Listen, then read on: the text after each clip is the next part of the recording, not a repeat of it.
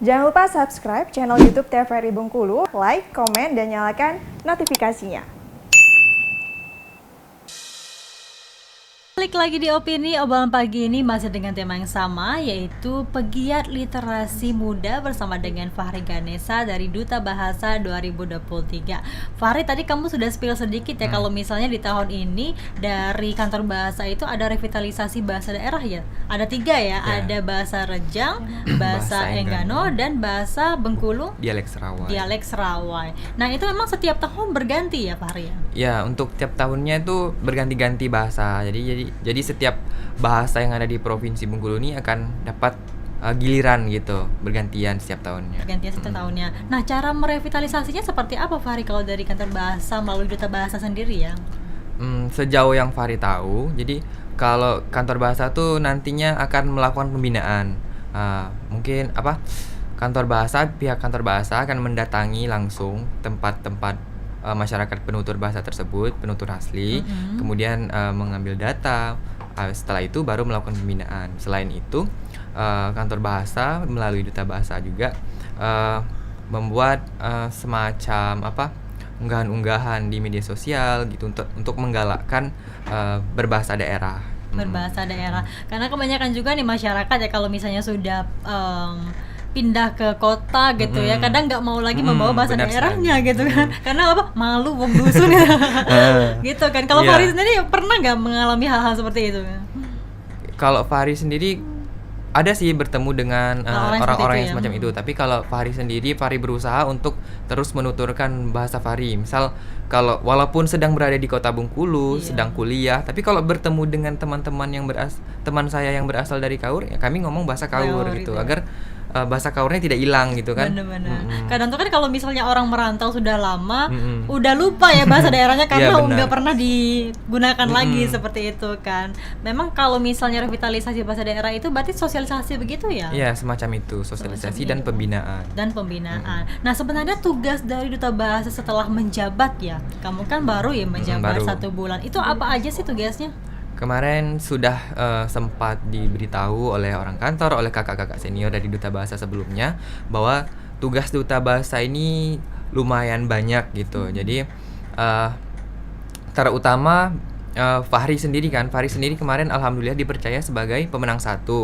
Jadi Fahri dituntut untuk mempersiapkan diri untuk mewakili Provinsi Bengkulu di tingkat nasional.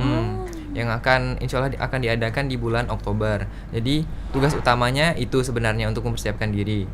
Tapi di samping itu, kami juga harus ikut dalam kegiatan-kegiatan kantor bahasa, kayak kalau ada program pembinaan, ada program pelatihan, ada program sosialisasi. Jadi kami ikut serta di sana. Kemudian datang ke tempat kayak wawancara, kemudian tanya jawab, seperti itu. Kami dituntut untuk aktif dalam bidang bahasa kebahasaan gitu. Dalam bidang kebahasaan. Berarti memang sekarang ini kamu sedang mempersiapkan untuk pemilihan Duta Bahasa Nasional ya pada bulan Oktober nanti gitu ya. Itu dikirim delegasi dari Bengkulu 2 pasang atau hanya 1 orang? Dari Provinsi Bengkulu, masing-masing provinsi itu 2 orang, 1 pasang, 1 laki-laki, 1 perempuan gitu. Dan pemilihannya kemarin memang berdasarkan dari yang winner atau seperti apa? Kemarin pemilihan di tingkat provinsi itu ada 3 pasang, pemenang 1, pemenang 2, dan pemenang 3 gitu. Jadi kemarin Fahri dapat dengan windu dapat pemenang 1, alhamdulillah gitu. Jadi memang 2 orang itu ya 2 orang itu yang akan delegasi Provinsi Bengkulu. Nah, ini kan kamu nanti bakal ke ajang nasional ya. Apa yang pengen kamu tonjolkan di sana sebagai orang Bengkulu ya, terutama dari masyarakat Kaur nih? Yang tentu saja kalau sebagai orang Bengkulu kita harus menonjolkan budaya kita kan, harus menonjolkan budaya dan bahasa kita. Banyak sebenarnya yang bisa kita tonjolkan. Misalnya nanti di nasional juga ada malam bakat. Mungkin kita nanti akan menampilkan bakat khas dari kesenian mungkin dari Provinsi Bengkulu. dari pakaian juga bisa kita tonjolkan, dari bahasa juga bisa kita tonjolkan, mungkin seperti itu. Iya, karena budaya itu kan juga termasuk di dalamnya adalah bahasa ya, melestarikan Bahasa juga bagian dari budaya. Bagian dari budaya. Tapi apakah kalau misalnya Fahri lihat sendiri ya, dengan kita berbahasa Indonesia itu bisa nggak sih ada peluangnya sebagai bahasa internasional? Sangat bisa. Bahasa Indonesia kan penuturnya banyak sekali kan. Iya. Indonesia sebagai negara dengan penduduk terbanyak keempat di dunia, jadi sangat bisa untuk bahasa Indonesia sebagai bahasa internasional. Dan kalau nggak salah dengar-dengar juga sekarang bahasa Indonesia sedang diusahakan untuk menjadi bahasa Asia Tenggara gitu, bahasa yang digunakan dalam rapat-rapat ASEAN gitu. Jadi itu sangat kabar bagus sekali bagi kita bangsa Indonesia gitu. Bahasa Indonesia sebenarnya bahasa yang mudah, bahasa yang mudah dipelajari gitu. Jadi mengapa tidak bahasa Indonesia bisa menjadi bahasa internasional? Benar, berarti ada peluang ke arah sana sebenarnya ya, sangat karena kan ada. selama ini kan bahasa internasional itu bahasa Inggris gitu ya. Tapi memang sebagai anak muda kita juga dituntut untuk bisa ya berbahasa Inggris berbahasa seperti Inggris. itu kan, termasuk dari Fahri sendiri yang memang backgroundnya sebagai dari prodi S1 Pendidikan bahasa Inggris. Tapi memang sebenarnya peran duta bahasa sekarang tuh berat gak sih tantangannya untuk menjaga bahasa Indonesia yang baik dan juga benar gitu? Sebenarnya bisa dibilang berat nggak berat sih ya. Kalau kan bahasa Indonesia kita sudah pelajari dari TK kita, mungkin iya, dari kita kecil, lahir ya. dari kita lahir sudah mengenal yang namanya bahasa Indonesia. Jadi kita sudah mendengar bahasa Indonesia itu dari lama, dari kecil gitu, dari televisi, mungkin dari media sosial itu kita sudah mendengar bahasa Indonesia. Tapi bagaimana cara kita berbahasa Indonesia yang baik dan benar, itulah tantangannya. Karena sekarang tuh zaman tuh sudah berkembang sekali. Bahasa Indonesia banyak sudah bercampur, sudah ada yang namanya bahasa gaul, sudah ada yang namanya bahasa keren gitu, sudah campur juga dengan bahasa asing. Jadi disitulah letak tantangannya. Jadi kita juga tidak bisa memaksakan sebenarnya untuk berbahasa Indonesia yang baik dan benar. Jadi nanti kita dibilang kaku nanti kalau kita pakai bahasa Indonesia yang baik dan benar seperti itu. Jadi kita sebenarnya harus pandai menempatkan diri.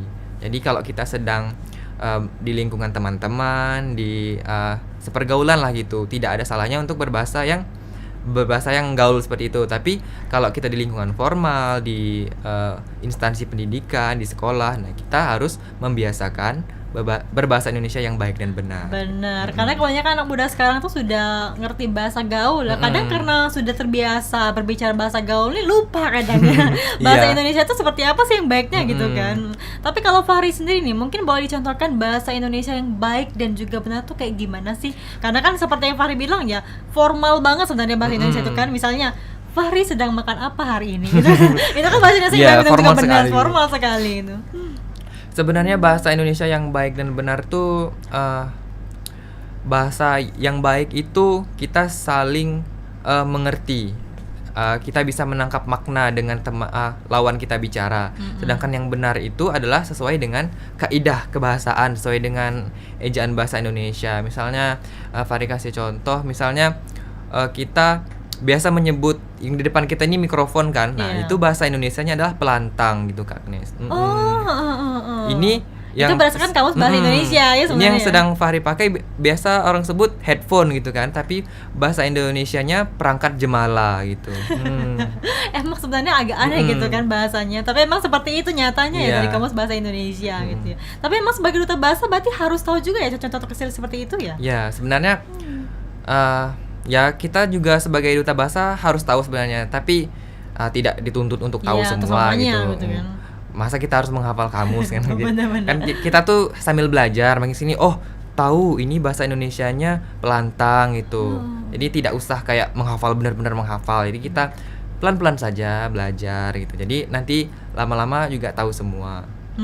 Kayak handphone itu kan gawai ya, bahasa gadget kamu, itu gawai. Gadget gitu. itu gawai gitu. Nah kalau misalnya bahasa Inggris itu kan ada namanya test TOEFL ya.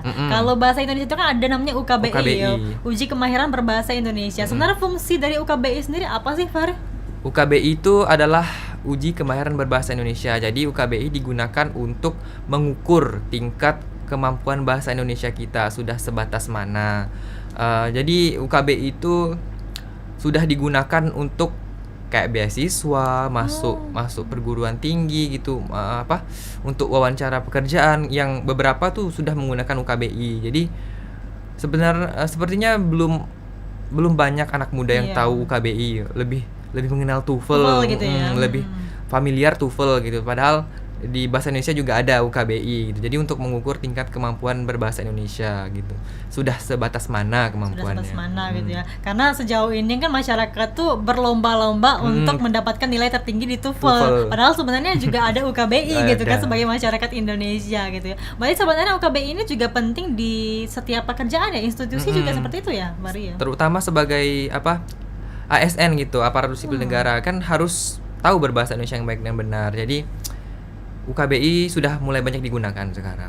Sudah mulai banyak digunakan seperti itu ya. Dan ini kan juga salah satu cara kita ya untuk menumbuhkan rasa cinta terhadap bahasa Indonesia. Benar. Nah, tapi sebenarnya dari peran Duta Bahasa sendiri ya, gimana sih caranya agar masyarakat Indonesia itu cinta terhadap bahasa daerahnya ya? Sebenarnya untuk cinta dengan bahasa daerah tuh dimulai dari diri kita sendiri gitu. Dimulai dari sejak dini kita harus sudah mengenal bahasa daerah kita. Sebagai duta bahasa, kami dituntut untuk terus berbahasa daerah, terus mencintai bahasa daerah kami. Bukan berarti melupakan bahasa yang lain gitu. Tapi bahasa daerah harus kita terus gunakan, terus lestarikan. Bahasa itu kan kalau digunakan dia akan terus ada, tetapi kalau tidak digunakan dia akan perlahan hilang, perlahan berkurang penuturnya, bahkan bisa punah gitu, nggak digunakan sama sekali oleh masyarakat. Benar-benar seperti yang Fahri bilang ya tadi, utamakan bahasa Indonesia, lestarikan bahasa daerah, dan kuasai bahasa asing. Oke Fahri, kita jeda dulu, nanti kita bahas lagi nih ya terkait dengan tema kita yaitu pegiat literasi muda. Pemirsa, kami akan kembali setelah jeda pariwara berikut ini.